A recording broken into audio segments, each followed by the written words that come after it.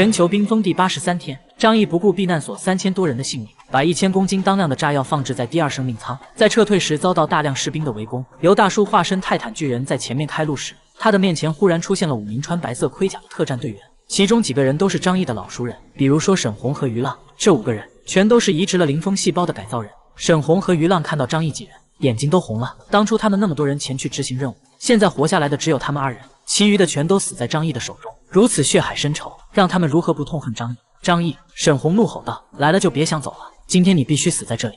”5个人知道张毅的能力，所以放弃了使用枪械、军刺、爪刀、甩棍，各种武器就招呼了过来。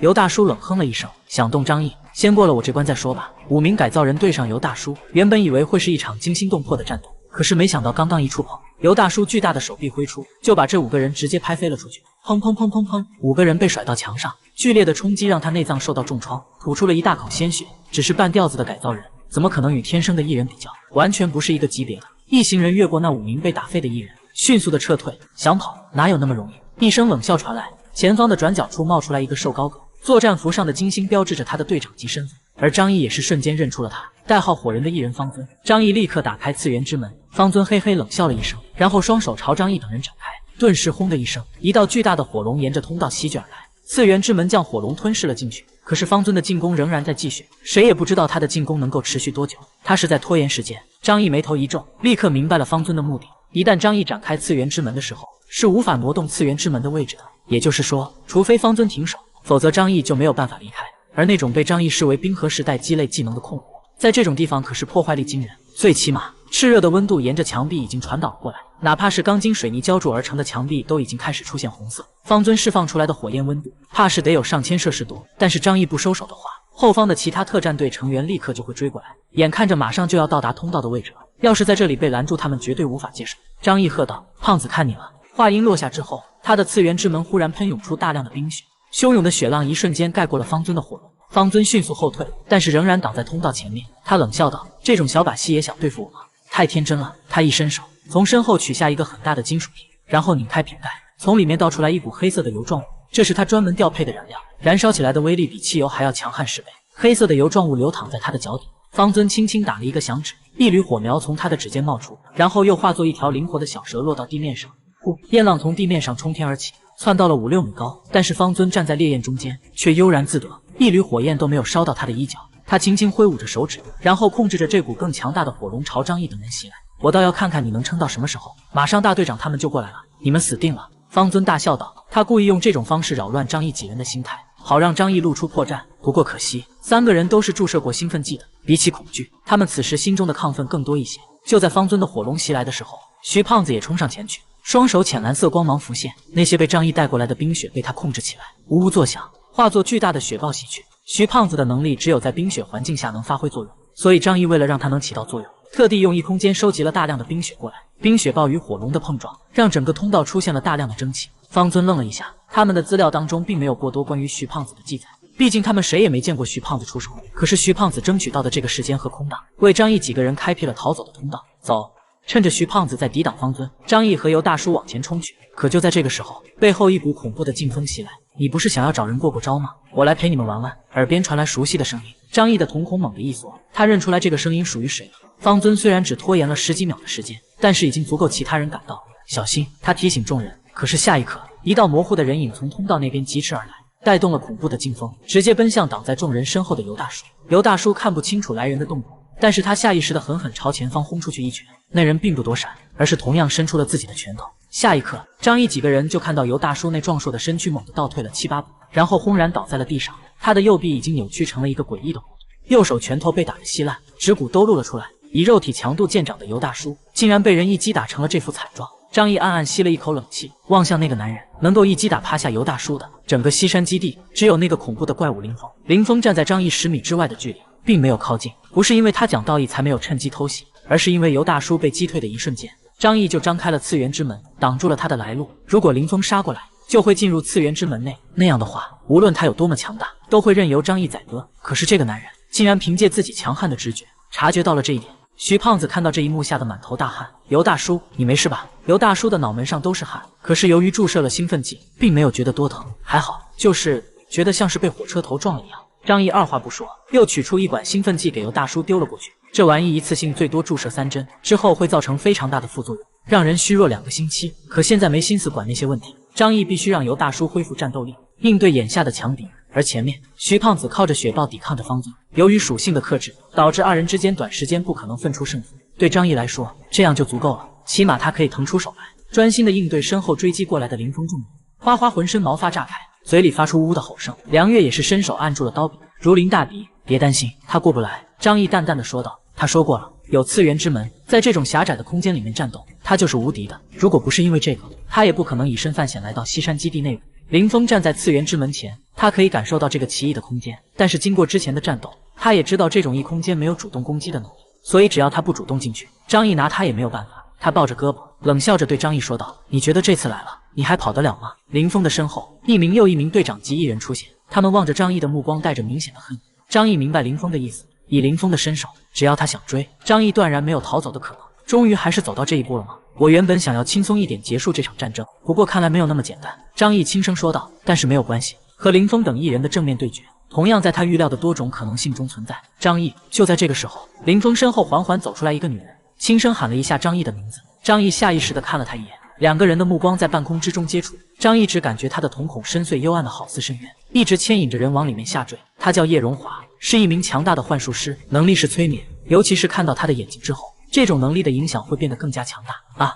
忽然之间，叶荣华捂着自己的眼睛，发出了一声尖叫。张毅完好无损地站在那里，可他却一副受伤很重的样子，跪倒在地上，身体痉挛不止。不仅仅是他，林峰等人也陷入了一种迷幻的状态。不好意思，我的异空间连脑电波也可以反弹回去的。张毅冷笑道。电波虽然用眼睛看不到，但一样是以物理的形式来传导，就不可能越过张毅的次元之门。想用这招来对付他，简直是找死。张毅对这些人的能力早就研究透了，不可能不防备叶荣华的精神攻击。这下子叶荣华非但没有影响到张毅，反而让他和他的队友受到幻术的攻击。趁着他们精神恍惚，张毅没有选择进攻，因为近身搏杀不是他的强项，现在逃出去才是最好的选择。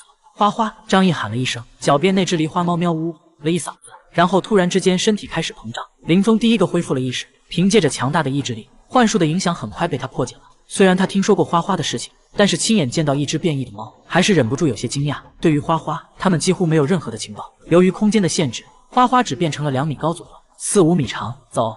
张毅先行跳上了花花的背部，然后开始几个人坐上来。梁月握住张毅的手，一个翻身，轻飘飘地落在张毅身前。胖子，撤！张毅先带上尤大叔，又招呼徐胖子不要再对峙了。徐胖子麻溜地收手。此时通道都是白色的蒸汽，视线模糊。方尊害怕误伤到自己人，反而不敢释放火焰，这就给几个人逃走创造了机会。花花转身就朝通道外跑去。张毅收起自己的次元之门，但是在收起它之前，张毅从次元之门当中丢出了一大堆的手雷和炸药。花花消失在拐角处，张毅立刻按下了手中的引爆开关，地上的那些炸药和第2生命舱没来得及拆除的用作烟雾弹的炸药同时引爆，在地下空间的爆炸，火焰吞吐不定，震耳欲聋的爆炸声不断的回响。徐胖子担忧地问张毅：“老大，那个大家伙不会被拆除了吧？”张毅沉声说道：“不会，我们留下了非常多的小型炸弹作为烟雾弹，再加上光线不足，他们不可能那么快找到角落里的炸药。等我们出去，我就引爆它。”花花拼了命地往西山基地外面跑去，可是，在刚刚爆炸的地点，一层厚厚的坚冰把林峰等人保护了起来，隔绝开了爆炸的冲击力。砰！林峰一拳打碎了面前几十厘米厚的坚冰，眼睛里杀机毫不掩饰。追！说罢，他先行往前冲去，如同一阵龙卷风般爆裂。史大勇怒吼一声，化身冰雪巨猿，然后扛起郑雪荣往前冲去。在他身后，凶兽许明杰的身体一阵扭曲，衣衫被鼓胀起来的肌肉撑破，他变成了一个面目丑陋的怪物，双臂垂地，面目扭曲，嘴角流淌着绿色的液体。不仔细看，甚至发现不了这是人形的生物。他怒吼着，一手抓住叶荣华，一手抓住方尊，也紧跟着追了出去。张毅等人乘坐着花花往外跑，身后追击的呼啸声格外的刺耳。徐胖子开始有些害怕了。老大，快扔下炸弹下去阻止他们！张毅却说道：“不，我张毅可不是那种卑鄙之人，他们想追的话，就让他们追好了。”旁边3人听到这句话，都忍不住深深看了张毅一眼。这句话从张毅的嘴里说出来，实在是没有什么说服力。张毅可从来都是为达目的不择手段的。不过几人都知道，张毅既然这么做，肯定有更深层次的考虑，所以便没有再说什么。异空间的多种使用方法是张毅最大的底牌之一，它有更大的用处，不会轻易使用，因为当他用过一次之后，对方也就有防备了。现在还不是时候。徐胖子举起手中的冲锋枪，一边怒吼着，一边朝下面开枪。虽然这种热武器对林峰无法造成伤害，但是也可以稍微减缓他追击的速度。几十秒钟之后，花花从洞口一跃而出，来到了西山基地外的地表。没过多久，林峰也从地下冲了出来，他没有急着进攻，而是在张毅10几米外的距离外，死死盯着张毅几人。在这种距离之内，林峰已经不担心张毅会逃走了。张毅的次元之门是单向无敌，但是以林峰的速度，完全可以避开那一面，从其他各种角度进行攻击。就算张毅想要坐车逃走，也会被林峰用枪击毁车子。只要不是有庇护所那种变态的防御工事存在，林峰的个人实力是压倒性的强大。徐胖子吞了口唾沫，老大，我们怎么办？张毅从花花的身上走下来，他背着4个人，虽然没有太吃力，但也会大大减缓自身的速度。想要从这里一口气逃回庇护所是不可能的，而想要在一群精锐战士的面前开车逃走，就有些侮辱他们的职业了。张毅觉得他们闭着眼都能用枪打爆自己汽车的轮胎。片刻之后，其他艺人也跟了过来，他们站在林峰的身后，目光森冷地望着张毅，一副恨不得将张毅生吞活剥的样子。西山基地，所有队长级的艺人全都到齐了，那种压迫力非常恐怖，空气中充满了消杀的气息。现在我看你还能往哪逃？这里可没有庇护所让你藏起来。林峰的嘴角勾起一抹冰冷的微笑，杀机森然，还有一丝要复仇的兴奋。张毅轻叹了一口气，冤冤相报何时了啊？张毅说话的时候，右手取出了一个引爆器，然后用力按了好多下。林峰见状，顿时感觉到一股不安的情绪从内心升起，仿佛有什么不好的事情要发生了。你那是什么东西？张毅没有回答林峰的话，而是继续按着。几秒钟之后，林峰身后忽然传来了一声沉闷的爆鸣，大地产生了剧烈的震动，地面的血块裂开一道又一道的缝隙。众人非常吃力的才站稳，没有从深深的沟壑边缘陷进去。林峰等人是背对着通道入口，他们刚刚站稳，就忽然感觉到背后传来一阵暖流，即便是零下60多度的室外，依旧让他们的后背迅速的升温。只是这种温暖的感觉，很快就变成了滚烫的痛感。轰！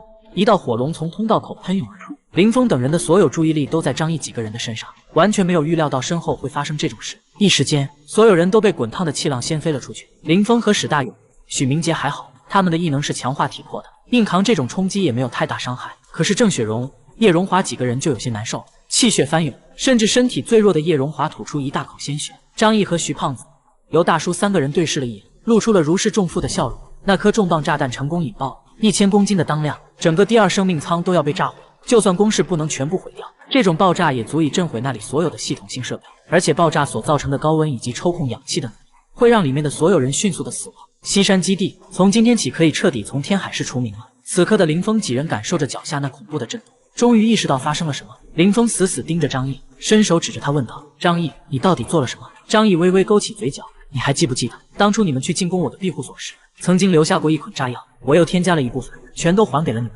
事实证明，你们的炸药质量真的很不错。张毅由衷的赞叹道：如果不是有林峰的赠予，光靠张毅自己去搜索化工材料，制造如此高当量的炸药，还真有些麻烦。林峰回头看了一眼被烧焦的通道，内心一片冰凉。他们的基地就这么被毁掉了吗？而且用的还是他们自己送出去的炸药。他有回去救人的冲动，但是理智让他硬生生控制住了自己的双手。此时的下面刚刚经历爆炸，到处都是有毒气体，氧气也差不多被耗光了，现在下去就是找死。林峰转过头来，双眼几乎要滴出血来。好，我先杀了你，再回去救人也不迟。且慢！张毅忽然伸手阻止了想要过来拼命的林峰等。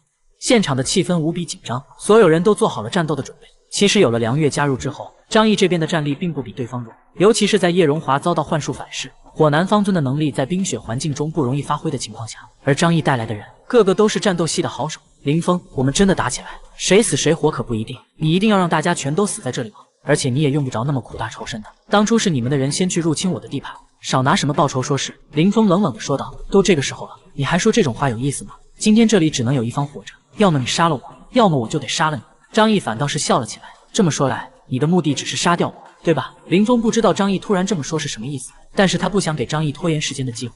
不错，今天你就必须得死在这儿，别废话了。他做事就要冲过去动手，既然你只是想要我的性命，那我认为咱们没有必要拿兄弟的命来当赌注。张毅大声喊道：林峰，我们俩的恩怨就1对1来解决，你敢不敢？此话一出，现场所有人的目光都变得格外惊讶。梁月不敢相信地望着张毅，低声说道：你疯了？你知不知道他的实力有多强？张毅没有搭理梁月，只是盯着林峰说道：我们10几个人打起来，哪怕你们能赢也会死伤惨重，干脆就由我们俩1对1打一场，方正你要杀的人也只有我而已。要是我赢了，就让我们走，从今以后不许追究过去的恩怨，我输了的话，随便你怎么处置。张毅摊了摊手，虽然我知道你肯定不会让我活着。徐胖子和尤大叔看着张毅，二人什么话都没有说，只是在脑海当中回想起张毅曾经对他们说过的话。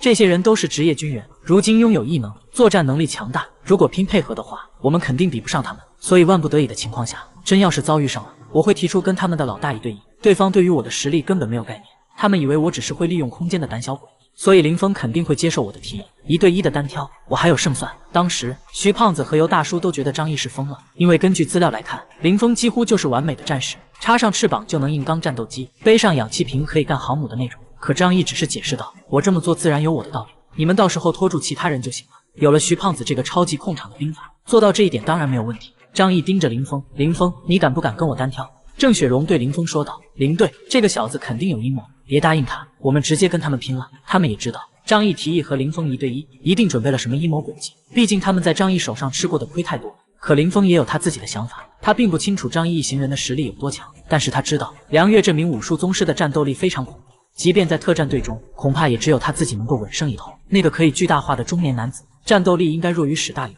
但差距不会特别大。看上去人畜无害的胖子可以操纵冰雪，刚刚在地下看到过他的发挥，可地下不是他的主场，外面的冰天雪地才是。到底徐胖子的实力如何，他也不清楚，更别提旁边那只诡异的变异狸花猫，他捉摸不透对方的实力。林峰在情报这方面落后于张毅等人太多，真要是打起了混战，他有信心可以获胜，但就怕赢了也是惨胜。1对1，好，我就跟你1对1。林峰经过思索之后，接受了张毅的建议，两个人约定就在不远处的一座山谷之中1对1决斗，而其他人全都不允许干预，直到双方其中一人阵亡，决斗才算结束。张毅和林峰从2个不同的方向缓缓走进了山谷之中，山谷外面，双方的人依旧在对峙，他们冷冷地盯着对方，谁都没有进入山谷的打算，却也不会让对方的人趁机进去干扰战局。只不过郑雪荣等人的脸上明显更加的自信，对于林峰的实力，他们比谁都要清楚，他们无比笃定地认为1对1的战斗，林峰绝对没有输的可能性。而徐胖子几个人的脸上却稍微有些紧张。张毅当初说的是不到万不得，他不会选择跟对方进行1对1的计划，而张毅到底有没有把握战胜林峰，他们心里完全没有底，毕竟就连他们对张毅的能力也不是完全了解。山谷之中，两个人之间隔着10几米远的距离，毕竟大家都知道张毅并不擅长近战。张毅看着远处杀机毕露的林峰，忽然叹了口气：“不打行不行啊？要知道我可不是一个武斗派，我的异能更偏向于辅助。”林峰冷冷说道：“不行，今天你必须死在这里。”张毅无奈地说道：“我不想走到这一步，都是你们逼我的。其实我过去也曾经有过一个梦想，就是在末世之中。”林峰不想再听张毅的啰嗦，右脚直接踩碎脚下的地面，雪花纷飞，人已经如同离弦之箭朝着张毅冲来，4倍速。张毅毫不犹豫，将自己的速度提升到最大。张毅迅速后退，同时右手往前一伸，次元之门瞬间在面前打开，巨大的次元之门拦住了林峰的去路。可是经过几次交手之后，林峰对这种异次元门飞已经有所了解，凭借他强大的直觉能够感受到它的存在。再次见到张毅使用这招，他嘴角露出一抹冷笑，只要自己的速度快过张毅切换门方向的速度，他就可以把手中的军刺狠狠刺入张毅的心脏。可是忽然之间，他的面前竟然凭空出现了一个巨大的物体，朝着他的脑袋就砸了过来。那是一辆巨大的重型卡车。林峰心中一惊，迅速的往旁边闪去。他的异能还有投掷物体的能力。林峰见识过次元之门反弹攻击的能力，但还是头一回见到他投掷出物体。但是林峰毫不在意，因为这种攻击不过是小打小闹，完全无法对他造成影响。可是这仅仅是开始而已。一辆卡车出现之后，后续还有更多的东西被投掷了出来。皮卡、宾利、劳斯、挖掘机、大型车床，这些都是张毅闲来无事收集来的，本打算遇到合适的机会使用，不过现在却成了用来砸人的武器。林峰的速度非常快，可是张毅的次元之门投掷出来的东西实在是太多，让他无暇进行躲避。枪！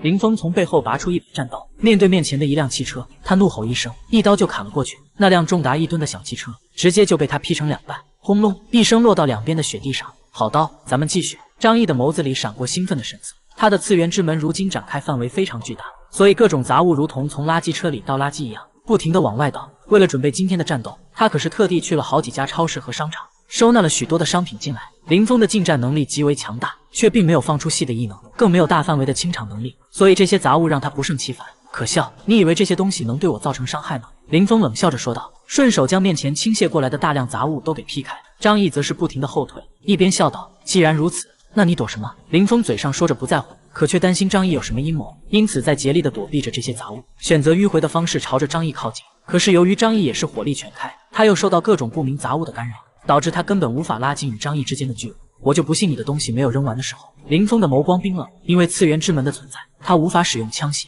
必须绕过次元之门，与张毅近身搏杀。只要让他靠近张毅3米之外，他就可以在一瞬间终结掉张毅的性命。张毅不再说话，而是控制着一空间继续扔出大量的杂物栏目、汽车、玩具、木头、五颜六色的女士内衣。前面的几样东西还好，林峰劈手就能斩断，可是那些五颜六色的内衣和内裤却让他有些头疼。山谷里面的风很大，这些东西被张毅丢出来之后，就随风到处飞舞，影响了林峰的视线。以柔克刚，他虽然能够一拳打碎数吨重的卡车，却拿这种轻飘飘的蕾丝毫无办法。小丑行为，林峰心中暗暗骂道：这种行为在他看来，伤害性不大，侮辱性极强，完全是张毅在拖延时间的战术。我就不信你的东西扔不完。林峰并不知晓张毅详细的能力数据，他也不知道张毅的异空间可以容纳多少物品。林峰咬牙切齿，伸手把2件朝他飞来的黑色蕾丝内衣扯到一边，可是那玩意沾手落到他胳膊上就掉不下来了。林峰烦躁的不行，而且没等到他清理干净，越来越多的衣服落在他的身上，让他的行动非常不便。撕拉，林峰一用力就把这些衣服给扯得稀碎。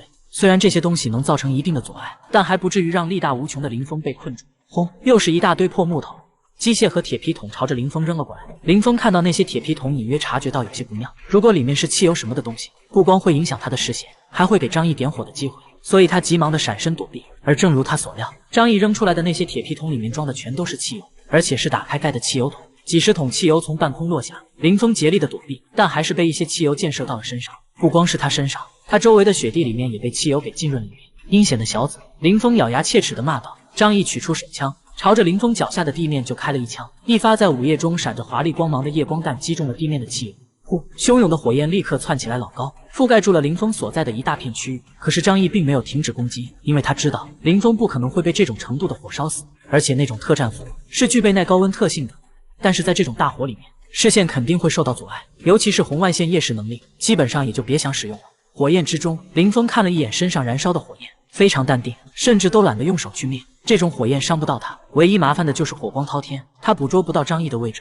这种拖延时间的战术，你又能使用到什么时候？林峰觉得张毅的做法太过愚蠢，没有办法造成实质性伤害的战术，都是毫无意义的。或许你是个防御领域的天才，但是在进攻这方面，你实在是只剩下小丑行为了。林峰对张毅这种歪门邪道的进攻不屑一顾。可是当他想要走出火圈的时候，张毅新一轮的进攻又开始了。这一次出现在他头顶的同样是几十个铁桶，只不过里面装的不是汽油，而是一些乳白色的不明液体。林峰看到又有10几个铁桶被投掷过来，烦得心里面火气开始上涌。他迅速的朝周围躲闪，避免再被汽油溅射到身上。可是那些铁桶摔在地上之后，轰然炸开，里面飞溅而出的不是汽油，而是一大片乳白色的液体。砰砰砰砰，铁桶在林峰周围不停的落下，然后炸开，乳白色的液体飞溅的到处都是。即便林峰的身手敏捷，可是面对无处不在的白色液体，他也很难躲开。很快，他的身上便沾染了不少这玩意，就连战术头盔的面罩上都有了。他的视线受到了很大的阻碍。这是什么东西？林峰心里面大感不妙，正打算迅速脱离火圈的时候，忽然发现衣服粘连在了一起。他伸手想要抹去头盔上的白色液体，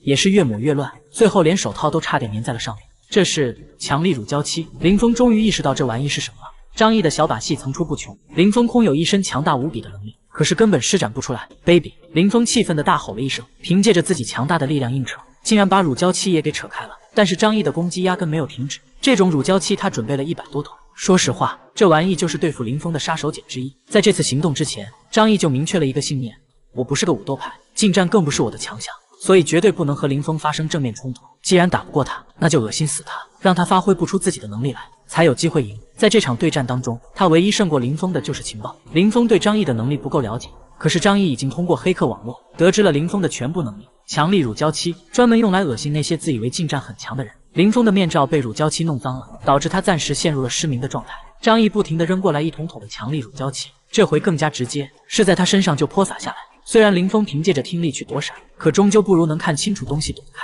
愤怒至极的他一声怒吼，竟然硬生生把作战服给撕碎了。同时他也取下了头上的头盔，直接扔进了火海里。雕虫小技，也敢班门弄斧，给我去死吧！林峰的怒火被张毅彻底点燃。任谁遇到一个有这么多花样的对手，都会被气死吧。明明战斗开始的时候还摆出一副弱小的模样，真打起来却卑鄙无耻到了极点。可是此时林峰想要靠近张毅变得更加困难，他的脚下此时哪里还有什么雪地？由于几十桶汽油的燃烧，早就让那片雪地融化成了泥泞的冰水地。双腿踩着几十厘米的雪水，还有大片的冰碴子，让他的行动受阻更加严重。可是林峰并不在意这些，他觉得张毅的手段不过如此，只要他撑到张毅的东西扔完，然后贴身靠过去，一拳就能把张毅的脑袋打得稀烂。没等到林峰穿过火圈，他就隐约看到了远处张毅若隐若现的笑容。张毅右手轻轻抬起，次元之门在空中展开。这一次上百个铁桶轰然从异空间之内滚落出来，铁桶没有盖子，所以里面的东西被寒风一吹，就在整个山谷里面飞得到处都是，一股大海的味道蔓延开来。即便是浓郁的汽油味也无法完全将其遮盖。铁桶里面是大量细碎的粉末，并非是火药，也并非是毒药。可是林峰闻到这个味道之后，眼睛里却露出了强烈的恐惧。他赶紧捂住了自己的口鼻，不让自己呼吸。张毅望着林峰，淡淡的说道：“每个人都有弱点，没有谁是无敌的存在。就好像是号称无敌的林峰队长，刀枪不入，却也会海鲜过敏一样。西山基地对于每一个人的资料都有详细的记录。林峰的弱点就是他对海鲜过敏，过敏反应是足以致命的。如果没有办法及时送医的话，会死。不过，即便他不是海鲜过敏，张毅同样有其他卑鄙无耻的手段对付林峰：投放毒药、媚药、撒石灰粉、撒粪便。”张毅摊开手，山谷当中到处都是纷飞的海鲜粉末，这是我用30多种海鲜磨成的粉，保证有一款可以让你的过敏反应达到最佳效果。搜集这些海鲜，张毅可是跑了不少的超市。林峰屏住呼吸，不让自己吸入这些海鲜气体。可是人总不可能一直不呼吸，他的内心非常震惊，想不明白张毅是怎么知道他海鲜过敏的。可是他不甘心就这么输给张毅，这个他眼睛里的无耻之徒。强撑着一口气，林峰从冰水当中冲出来，要和张毅拼命。张毅小心谨慎的很，一直和林峰保持着足够远的距离。见到他追过来，张毅二话不说，拔腿就跑，反正只要拖下去，林峰早晚会垮掉。张毅压根不需要着急，林峰的速度非常快，还要快过此时的张毅。可那次元之门里面，各种内衣、内裤和儿童毛绒玩具像是不要钱一样扔出来，严重阻挠了他的视线。两个人追逐了1分多钟之后，林峰的脸色涨成了猪肝，脸仿佛放入烤箱的面包胚一样鼓了起来。他捂着自己的脖子，最终无力地瘫倒在了地上。张毅站在距离他30米开外的地方，看到这一幕之后，他默默地又往后面退了30米，然后他在跟前点燃了一堆篝火，从一空间掏出几根巧克力棒，大口大口地吃了起来。山谷当中陷入了寂静。过了10分钟之后，地面上那看似死透的林峰竟然突然跳了起来。张毅，他愤怒地朝张毅吼道，一张脸已经惨不忍睹，像是猪头一样。原来刚刚他也只是装死，虽然他的确海鲜过敏没错，但是作为一名超级战士，他的身上常年备着抗过敏的药物。刚才他本想炸死，然后骗张毅过去，再突袭杀死张毅。可是他没有想到，张毅竟然这么狗，竟然跑到一边烤着火吃起东西，慢慢恢复体力去了。张毅可以等，他等不了啊！这种药物只能够缓解过敏的症状，无法彻底治愈。何况山谷当中海鲜粉还飞得到处都是。不得已，林峰只得跳起来，继续追杀张毅。张毅把二话不说，吞下口中最后一块巧克力，然后继续跑路。林峰疯狂地追逐着张毅，可是过敏之后，他的身体素质也在迅速的变差，即便是强撑着战斗，也根本无法保持最佳的状态。张毅非常光棍，我就跑，反正在毒圈里面的人不是我，嗨嗨，可。林峰的意识逐渐开始模糊，过敏反应是每一个人最致命的弱点，可以说是他们身上天生的缺点，如同阿喀琉斯之种，再无敌的人也无法克服。林峰自己都想不到，他突然拥有一身堪称无敌的近战本领，最后竟然是输给了张毅这些卑鄙的手段当中。轰隆一声，林峰那结实的身躯轰然倒地，再也没有爬起来。张毅依旧是选择一个安全的距离，点着了火给自己取暖，然后吃东西补充体力。半个小时缓慢的过去了，张毅休息够了，也吃饱了，身体状态依旧保持着最佳的水平。张毅看着远处地上一动不动的林峰，自语道：是真的死了，还是在装死呢？他掏出黄金沙鹰，里面装上了穿甲弹，对准林峰的脑袋就来了一枪。噗！林峰的脑袋上出现了一个前后通透的血洞，但是却没有血液流淌出来。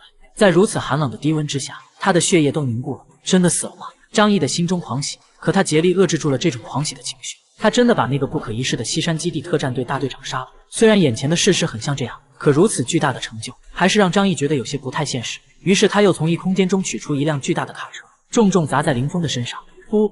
林峰被冻僵的尸体被拦腰截断，张毅这才放松地松了一口气，看样子是真的死了。就算要演戏，也不至于演到这种地步。他朝着林峰的尸体走了过去，右手光滑一闪，荣名出现在手中。张毅靠近之后，第一时间先把林峰的脑袋给砍了下来。呼，确认了，他是真的死了。张毅松了一口气，彻底放心了。他看着林峰的脑袋，一股强烈的冲动涌上心头。张毅蹲下去，右手放在了他的脑袋上。很快，那种久违的感觉再次出现了，一股强大的力量沿着手掌传入他的身体。那种奇妙的感觉让他无比的畅快，甚至比和周可儿、杨幂交流感情还要让他愉悦。如果说之前吸收谢欢欢的力量是溪流的话，那么林峰的力量就是一条大河，爽，实在是太爽了。很快，张毅就把林峰的力量吸收了个干净。他尚且还不知道，林峰自己也曾经吞噬过3名艺人的力量，所以现在这些异能力都归张毅一个人了。张毅觉得自己的眼睛忽然变得有些模糊，仿佛有什么东西要生长出来了一样，但是又看不真切。他打开面罩，用力揉了揉自己的眼睛，他看不到自己瞳孔当中的白光愈发的炽盛，只是那种模糊的感觉越来越强烈，越来越清晰，一种很清晰的模糊感。张毅用力眨了眨眼睛，头脑甚至都因为突如其来的强大力量而变得有些昏昏沉沉的。他看向前方，那里有一辆被打烂的小汽车。张毅本能地把那种说不清道不明的感觉释放了出去。下一刻，他面前的空间如同螺旋一般扭曲了起来。哼！那辆小汽车发出一声巨响，竟然直接被从中间硬生生的扭曲折断。这是新能力。张毅这才意识到，自己因为吸收了林峰的力量，又开发出了新的能力，这不是神威吗？扭曲空间，折断物体。张毅瞬间想好了这种能力的名字，他的内心狂喜，有了这种新的能力，终于弥补了他攻击方面的空缺。毕竟在对付战斗型异人的时候，大部分枪械其实都已经失去了效果。可是异能就不一样了，连钢铁铸造的小汽车都能折断，更别说人的躯体了。只不过神威的消耗有些大，只是用了一次，感觉身体都被掏空了小半，大概可以连续使用3次。攻击范围的话，应该在300米左右，不适合远距离偷袭，可300米之内偷袭，效果比重狙都要好。神威消耗巨大，但是相对所带来的威力可极为可观。毕竟一击就拦腰截断汽车，这种威力纵然是火箭炮都难以达到，而且别人不容易防备，堪称阴人的绝招。张毅看向山谷之外，嘴角露出了一抹残忍的笑容。现在谁又在黑暗之中呢？张毅恢复了自己全部的体力，他觉得差不多是时候了，便拎上林峰的头，朝山谷的边缘走去。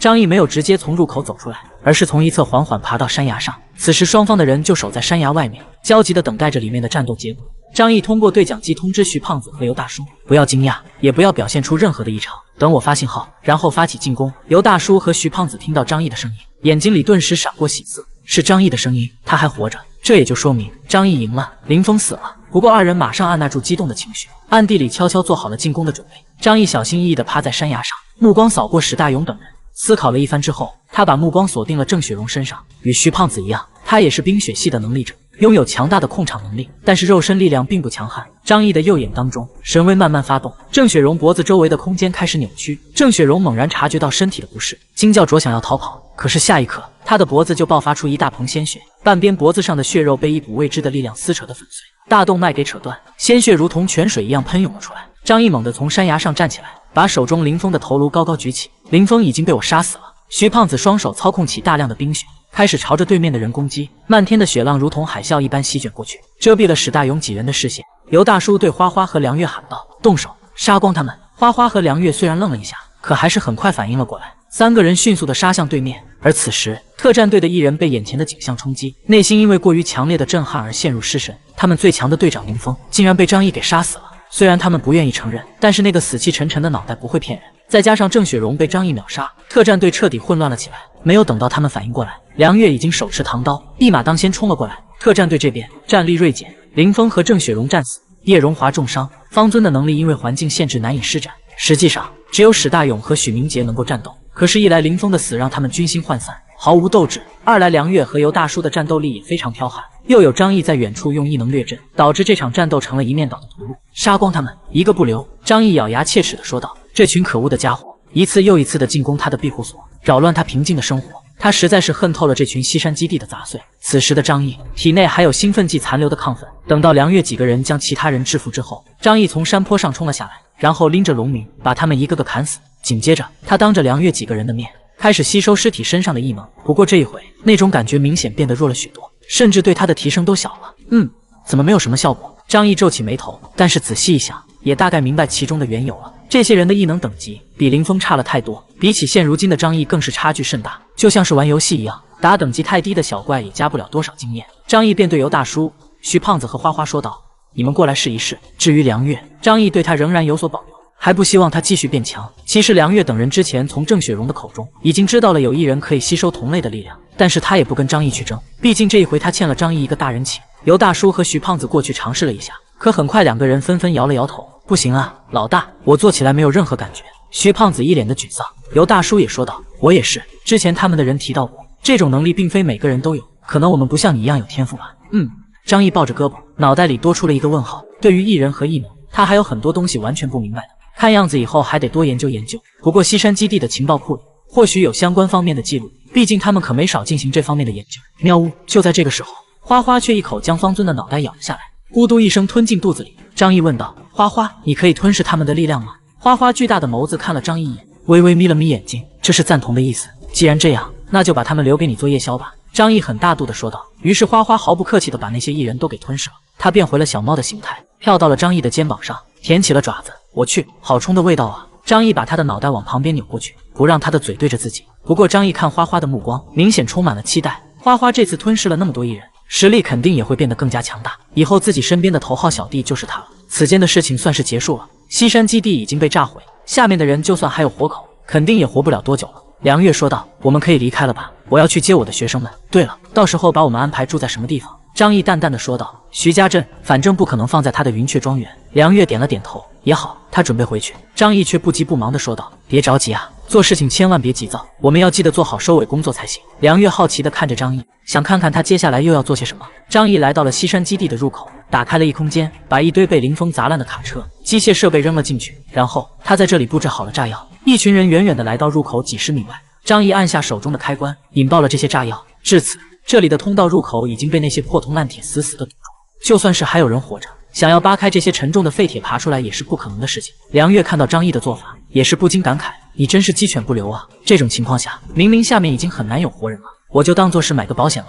张毅淡淡的说道：“不过这么做还不算完，走，我带你去另外一个地方。”张毅取出了雪地车，然后邀请梁月坐他的副驾驶。梁月心中好奇，也不知道张毅又要做什么，不过反正有车可以坐，他也无所谓，就当做是跟着过去看个热闹也行。一行人乘坐着雪地车，张毅打开手机，上面有杨星星传过来的西山基地结构 3D 图案。没过多久，他们来到了山脉之中的一个区域，远远的大灯就看到了雪地上正在往远处跑去的3个人影。梁月错愕地望着张毅：“你竟然连这种事情都想到了。”张毅淡淡一笑：“根据西山基地的 3D 结构图，我发现了一条连接第一生命舱的逃生通道，这是谁给用的不难猜。”他驾驶着雪地车，加大油门朝那边的开了过去。梁月望着那几个人，眼神当中逐渐涌起浓郁的杀意。陈希年，导致西山基地与张毅之间发生冲突的罪魁祸首，是他一直步步紧逼，不给张毅留余地，是他建立了严酷的西山体系，残害了数不清的普通人，包括梁月的学生们。张毅放过谁都不可能放过他，必须要让他死在这里。陈希年既然可以联络到江南大区，就说明他的人脉非常广。如果这个人活了下去，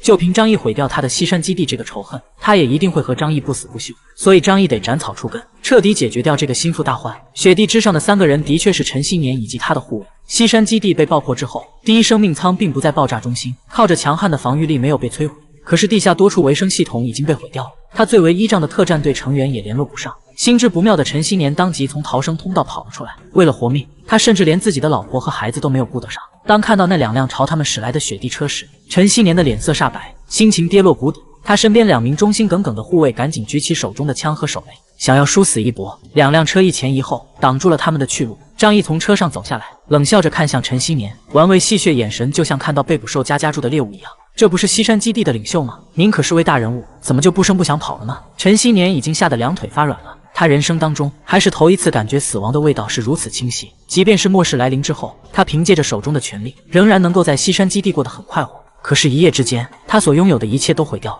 张毅在他的眼中成为了梦魇一般的存在。张毅，你不要冲动，我想我们之间还可以好好谈谈。陈希年语速很快地劝说张毅放他一马，你不能杀我，我陈希年也是有身份地位的人物，而且你杀了我，会打破天海市个区域的平衡，到时候不知道外面有多少妖魔鬼怪会来到这里，你们要面临更大的危险。张毅的心头微微一动，这些事情他倒是不知道，可他表面上不动声色，淡淡的说道：“呵呵，你说是就是啊，你也不看看自己现在这副模样，你什么都没了，更没有和我谈条件的资格。”张毅说话之余，众人已经把他们3个人团团包围，尤其是梁月，右手死死握住唐刀，看着陈希年的目光凶光毕露。他和陈希年之间有血债，他几十名学生都成了陈希年的试验品，甚至有的被做成了蛋白液。打心里，他就恨透了这个可恶的男人。张毅的神威已经锁定了在场的3个人，在众议人的包围之下，他们根本没有任何反抗的能力。陈希年赶紧解释道：“如今是乱世，乱世当用重典，我不那么做，所有人都得死。张毅，你是个大才，你不应该埋没自己的才华。我们2个人合作好不好？只要你肯跟我合作，凭借你的实力还有我的人脉和头脑，我们一定可以把西山基地做大做强。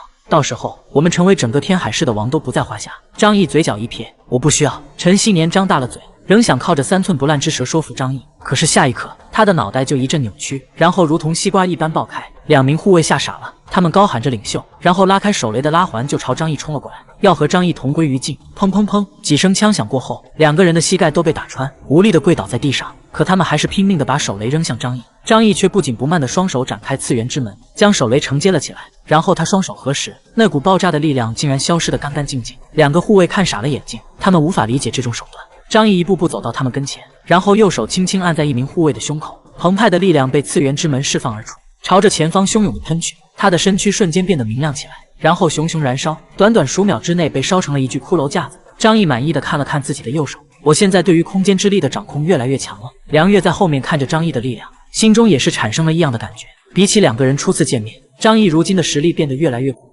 他真的无法想象，这个男人如果按照现在的速度进化下去，会成长到什么地步。张毅杀死了陈锡年3人，然后一把火将3个人的尸体烧了个干干净净，一直等到3个人变成骨灰了，他又把灰都给扬干净，这才心满意足的离开。身后的伙伴们大无语，就这么看着张毅操作了半天，有必要这样吗？梁月忍不住问道：“你未免也太谨慎了些，如今整个西山基地都被你毁掉了，你还在担心什么？”张毅却认真的说道：“陈锡年之前可是天海市的大人物，他有什么复杂的社会背景我也不知道，万一他死了以后，有人过来给他报仇怎么办？”梁月翻了个白眼，都这种时候了，你觉得可能吗？张毅说道：“任何一丝丝可能的危险我都要杜绝干净。”说到这里，他笑嘻嘻地对梁月说道：“如果当初你们在去西山基地之前，先认真考虑考虑后果，也许就不会变成今天这样的结局了。”梁月内心猛地一震，想到自己那些惨死的学生们，不禁心中一阵悲痛。他眼神复杂地望着张毅，开始有些理解他的做法了。随后，张毅把梁月和他的那10几名学生安排到了徐家镇，还给了他们一些食物。3天过后的上午，张毅还没起床，外面忽然传来敲门声。“张毅，梁月来了，他说想要见你。”是由大叔的声音。张毅听到梁月来了，嘴角顿时露出了一抹笑意，一切都在他的预料当中。梁月能把学生们带出来不难，可是他一介武夫，拿什么去供养那些学生们吃喝？到头来还不是得来求他？这一回你还不得任由我拿捏？张毅桀怪笑了起来。周可儿一脸古怪地望着他：“你是不是要对那个梁老师打什么歪主意？”张毅懒洋洋地坐起来，伸手在他挺翘的屁股上用力拍了一巴掌，啪，回声清脆，弹性十足。什么叫歪脑筋？这叫做等价交换。周可儿痛呼一声。张毅笑着从床上爬起来，然后懒洋洋地走过去给尤大叔开门。打开门，尤大叔便对张毅说道：“梁月在门口等着呢，让不让他进来？”“让他进来吧，刚好我也有事情想要找他谈谈。”张毅不紧不慢地喝了口咖啡，然后询问道：“这次来找我有什么事吗？”梁月手捧着咖啡，眼睛盯着张毅认真说道：“之前我们约定过，我帮助你反攻西山基地，而你会为我和学生们提供住所和食物。现在西山基地已经被灭了，住所的话也是徐家镇县城的，所以我希望你能够为我们多提供一些食物。”说到这里，他略微有些无奈的道：“你也知道，我的那些学生们娇生惯养的，让他们自己去搜寻食物或者下江捕鱼，需要一定的时间。”张毅立刻反问道：“这么说，他们在西山基地受的苦还是太少了？”梁月语气一致，摇了摇头：“先不提这个了，总之你先给我们食物，让他们可以度过前面一阵子吧。后续的事情我会再想办法。”张毅点了点头：“当然可以。”他当着梁月的面直接开启了次元之门，然后哗啦啦，一大堆食物如同小山般出现在地板上，堆积到了1米多高。张毅指着那些食物说道：“这些东西够你和那10几个学生吃上半个月了，拿回去吧，这是我们约定好的东西。”梁月的心中长长松了口气。其实他来的时候，心里面特别害怕张毅出尔反尔，毕竟现在西山基地已经没了，他也没有跟张毅谈判的条件，张毅反悔他也没有什么办法，所以张毅爽快的履行约定，让梁月对他心生好感。张毅取了几个旅行袋，让杨幂帮他收起来。梁月坐在沙发上，本来还想要多坐一会儿，喝一点温暖甘甜的咖啡，可是老待在这里，他也不好意思，担心人家觉得他是过来蹭暖气的，于是他只好蹲下来，把食物往袋子里面装。张毅看着他，忽然开口询问道：“一个女人带着这么多半大的学生，肯定很不容易吧？”梁月忽然停下了手中的动作，这句话完全说进了他的心坎里。末世以来，作为教师的他一直费心费力地保护着自己的学生们，学生们将他视作依靠，可是又有谁关心过他辛苦不辛苦？实际上，她也只是一个20多岁的女人，偶尔也会需要别人的安慰。梁月抬起头，冲张毅露出了感激的笑容：“谢谢你，可是我没有办法丢下那些学生，一旦我撒手的话，他们是没有办法在这个世界活下去的。”梁月轻叹了一口气：“那会让我无法原谅自己。”张毅挑了挑眉毛，梁月这番话的潜台词他听明白了。他辛辛苦苦地保护这些学生，未必是因为他多么爱这些学生，他坚守的是他身为武人、身为教师的职责。人是可以为自己的信仰去死的，一旦违背了信仰，而又无法说服自己堕落，那么活着可能比死都要痛苦。张毅的心中忽然产生了一个念头：如果我可以帮梁月合理的解决掉这些学生，他说不定会非常高兴。没错，就是那种表面上痛苦万分，实际上内心常常松了一口气，然后可以心安理得过新生活的高兴。如果以后有机会的话，把他那些拖油瓶给解决掉也不错，留着也是浪费米饭，说不定哪天还会成为隐患，找个机会清理掉他们比较好。张毅看着梁月，心中明白现在还不是动那些人的时候，他不能让梁月恨自己，他很想要这个女人成为自己的东西。于是张毅说道：“你对他们太过宠溺了，明明他们岁数不小了，大多都成年了吧，可还是像个没断奶的孩子似的，什么都依靠你。梁月，这些食物如果吃完了以后，你又打算怎么办？一个人供养他们所有人吗？”梁月眉头紧锁，心里面也不知道应该如何是好，只能够寄希望于他们某天会变成熟，这样他才好减轻负担。张毅望着他，忽然温柔地说道：“梁月，你这样太辛苦了，要不然让我帮助你吧。”梁月不可思议地抬起头，圆圆的大眼睛盯着张毅，不敢相信自己的耳朵：“你你说什么？他不得不再次开口确认。张毅微微一笑，我是说，我可以为你们提供食物。现在大家也知道，我手里面有很多的物资，食物更是充足，哪怕是多了你们10几个人，也完全没有压力。张毅叹了口气，看到你这么辛苦，我作为一个善良的人，实在看不下去啊。梁月心中一喜，可是很快他就警惕了起来。张毅的为人与作风，他还是有些了解的，才不会无缘无故的施舍别人。我先问一句，你帮助我们，是希望我们为你做些什么吗？张毅嘴角勾起一抹神秘的笑容。你说错了，不是帮助你们，而是帮你，而且我需要你提供足够的代价来交换食物。梁月放心了，这才是他认识的那个张毅。你说吧，需要我用什么跟你交换？张毅哈哈一笑，然后一脸玩味的伸出食指，指向梁月，我要你这个人。